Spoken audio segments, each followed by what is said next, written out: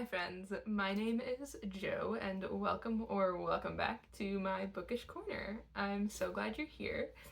Cam just left for the weekend and so I thought I would bring you along with me on our reading weekend. We're gonna do some solo dates, we're gonna read a lot, and I think we're gonna try a new coffee shop. So currently I am in the middle of the Ranger's Apprentice series, which is by John Flanagan. It is a children's fantasy series, but I have loved this fantasy series since I was a child, and I thought it would be nostalgic and fun to reread it again since I did already finish my June TBR. So I'm currently on book 4 out of 10. Technically, I think there are 11 plus some short stories, but I didn't like the way that he took because the one after book 10 is years later and I didn't like how that one went. So we just pretend it doesn't exist. So right now I'm on book 4 of 10 and we have gotten past one of the first major conflicts in the series and now we're moving into a different country, I think, which is really fun because I do really like this country. Anyway, tonight I'm not going anywhere. We already had dinner. It's 7:15. So I am going to I have seen this before and I've never tried it and I want to, so I'm going to do a Diet Coke with some half and half. So I'm gonna make one of those and I'm just gonna read tonight, but yeah, that's my plan. So welcome to the vlog and let's go read.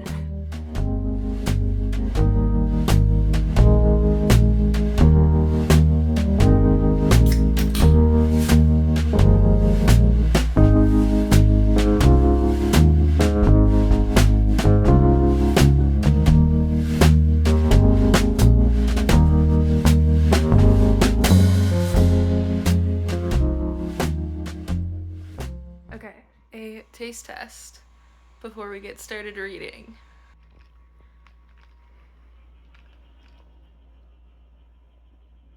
That's actually pretty good. I mean, it's Diet Coke but creamy. That's really good and I will definitely be doing more of that, so.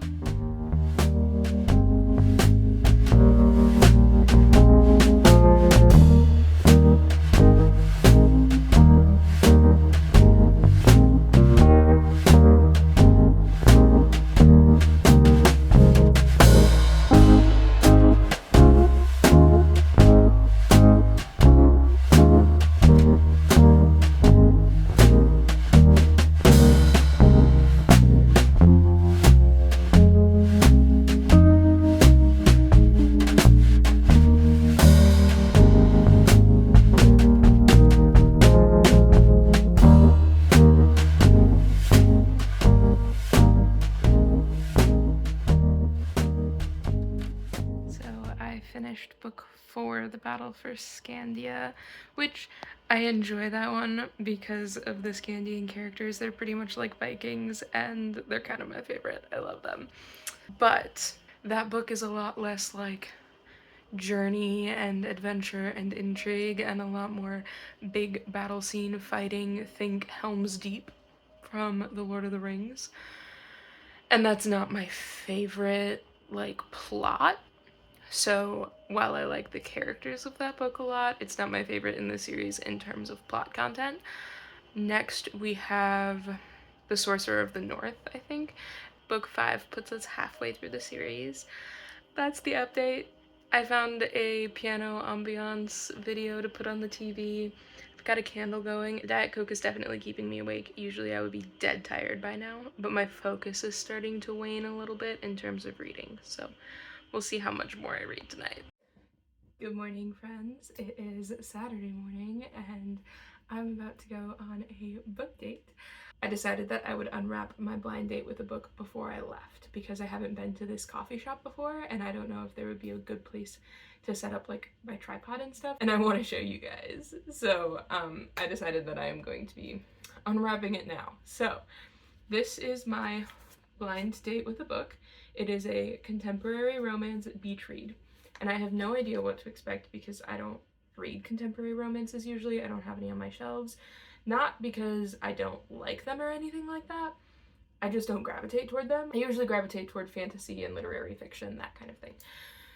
So I don't have like any contemporary romances. I don't know like anything about them. I don't know contemporary romance authors. The only exposure I have is through like book YouTubers I watch that read contemporary romances. So I have no idea what to expect going into this.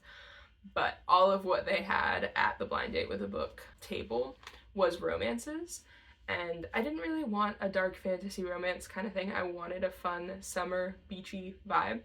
And this said it's a beach read, so I went for it. The back bullet points say that it has a beach setting, adventure romance, which sounds fun to me, emotional healing, and environmental activism. All of it sounds very fun to me. I'm here for environmental activism. I'm here for beaches. So, one, packaging, super cute. These stickers are stuck on with double-sided tape so that like you actually get the sticker. Came with this magnetic little bookmark thing, kind that you just like stick over the page. It came with these tabs, which I'm going to bring, and I don't know how to annotate books well. Like, I've never been into that, I've never done that, and so I thought maybe I'd try just putting stickers by things I like. I'm hoping that these are representative of the colors on the book, because I think that would just be really fun. So these are all little post-it tabs. It came with this 2025 reading list thing. And now to unwrap the book itself. Oh, it feels like there's more stuff in there. Oh, okay. There's just this little thing. It looks like it has double-sided tape on the back that you can like stick to the book if you want to. I probably won't be doing that, but all right. This is the book. Let's see. The Maui Effect. I thought that said the main effect for a second. The Maui Effect by Sarah Ackerman. Sarah Ackerman is the Hawaii-born best-selling author of historical novels set in the islands. Her books have been labeled unforgettable by Apple Books. I'm not gonna read the summary. I want to go in blind. I don't want to know what to expect at all, aside from the little bullet points that I got from this thing. So I'm not gonna read the summary, but I will let you know what it is about as I'm reading it. They do match, and it's a vibe, and I love it. I will also be bringing book 5 of The Ranger's Apprentice, which I started last night, did not get very far. But this one is The Sorcerer of the North. There is a time jump between book 4 and book 5. These are the books that I will be bringing. And now I'm going to go to the coffee shop and probably get a delicious iced coffee. I always get the special drinks when I go to coffee shops that I like don't go to often, so whatever their summer special is, that is what I will be getting. I don't know how busy it's gonna be. It's supposed to be blazing hot today, so we'll see what it looks like at the coffee shop, but hoping that I can sit outside and get some reading in, get some sunshine in. Fit check. This is the fit for the coffee shop today. It's supposed to be ridiculously hot, so I thought that the little jumper would be fun. And then, of course, white filas. And then a New Yorker bag that I got as a gift from my aunt when I was like 12. So, let's go to the coffee shop.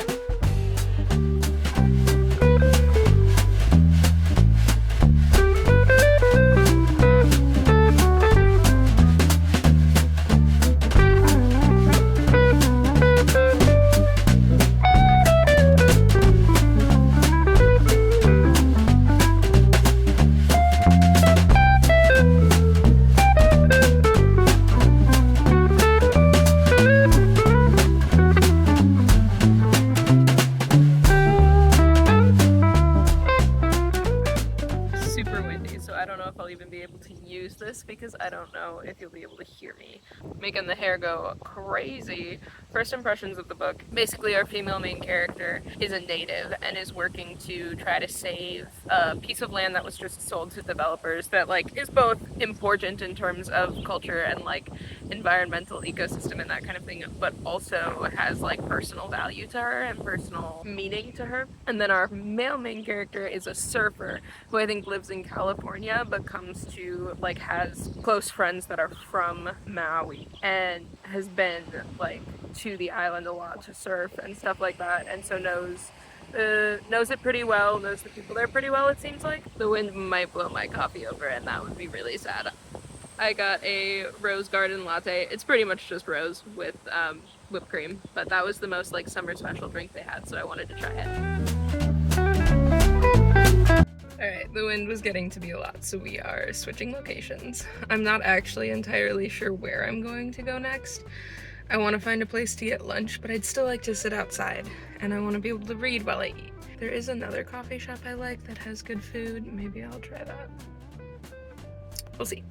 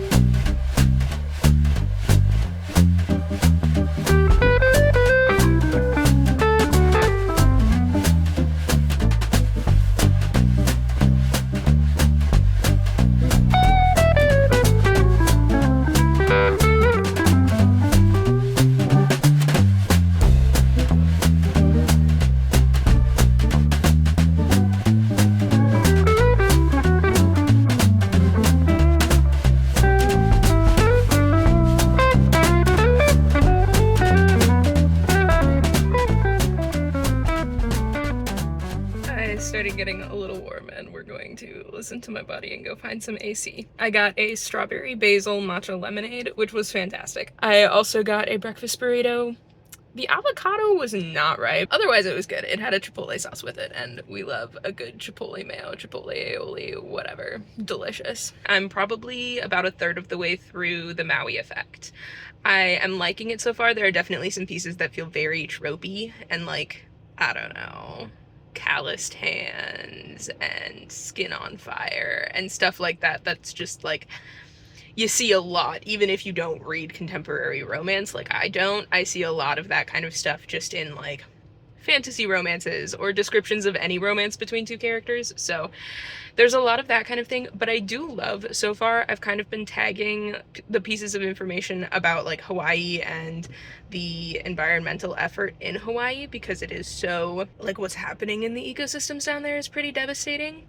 So I've been tagging all of those because I love that the book is including them and that the book, like, it feels like there's, like I'm learning as well from this. I'm not just reading a story, like I'm learning about some of the efforts in Hawaii and things about species in Hawaii and stuff like that. So I think that's really cool and I'm really enjoying that piece as well. I'm liking their relationship, but it doesn't feel like the male main character has much of a personality outside of pursuing the female main character, is kind of where I'm at so far.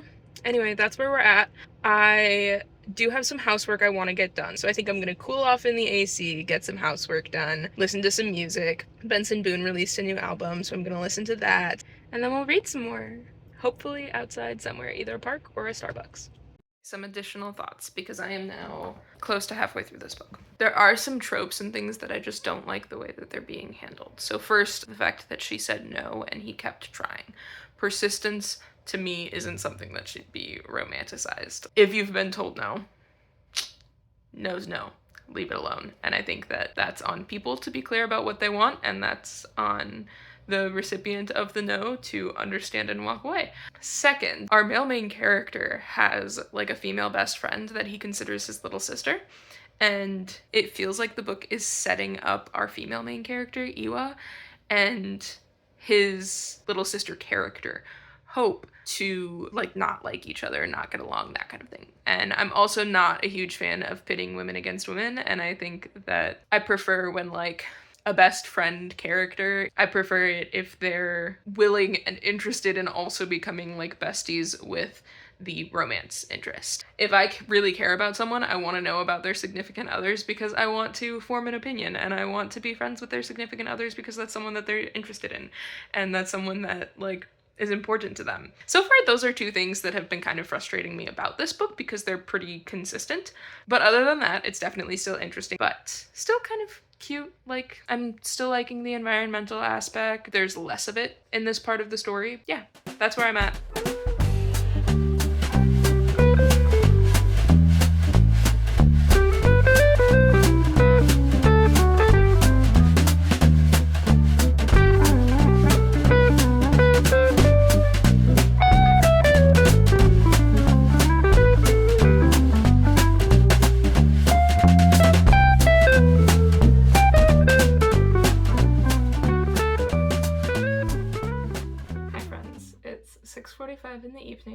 mom ended up coming and joining me at Starbucks to read for a while, which was great. She also got to hear all of my venting about this book. I did finish The Maui Effect. I don't think that this was a good foray into contemporary romance for me. This was a 1-star read for me. I don't like to trash on books, like that's not my goal at all. I don't like to talk bad about books. I know that authors put so much work into the books that they write, but there were a lot of really problematic things in this book for me. The first, which I know I've mentioned a couple times, is that Dane is our male main character. Dane does not take no for an answer. And I think it's really problematic to kind of encourage this idea and make it seem rewarding to continue persisting after a woman has said, no, I'm not interested. The second thing is that there's not a lot of character development in this book. They feel kind of like the same people at the end that they were at the beginning. The relationship itself, I was not interested in. I was not intrigued. It felt very physical. It didn't feel like it felt like the only thing holding the relationship together was physical attraction. And that's not what I'm here for. It feels like a book about romance should include the building of a relationship and the building of an emotional connection, and it didn't feel like that was there. This book also contains a relationship trope that will make me... Usually I will DNF a book if this trope is in it. I didn't because I was so close to the end already, but usually I will quit a book if it has that trope. And I don't want to say what it is because that would be a spoiler, but that just kind of was the cherry on top of like, this book is not for me. The only thing that really kept me interested was the environmental activism piece, but that was only really present in the first half of the book. So I definitely appreciated that aspect of it. I appreciated what I learned about Hawaii and what I learned about endangered species and what I learned about like all of that kind of stuff. I thought that was really cool, but this book was a 1-star read for me, saved only by the environmental activism piece. I do feel like I need to give the genre a second chance. Perhaps not with a blind date with a book, maybe with a book that's more popular within the genre that like I've heard of. I did really enjoy my day of reading and going to coffee shops and hanging out outside. That was absolutely wonderful, and I am so glad that I did it.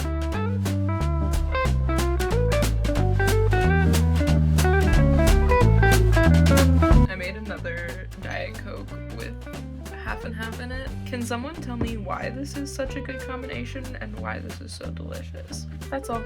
Moving on.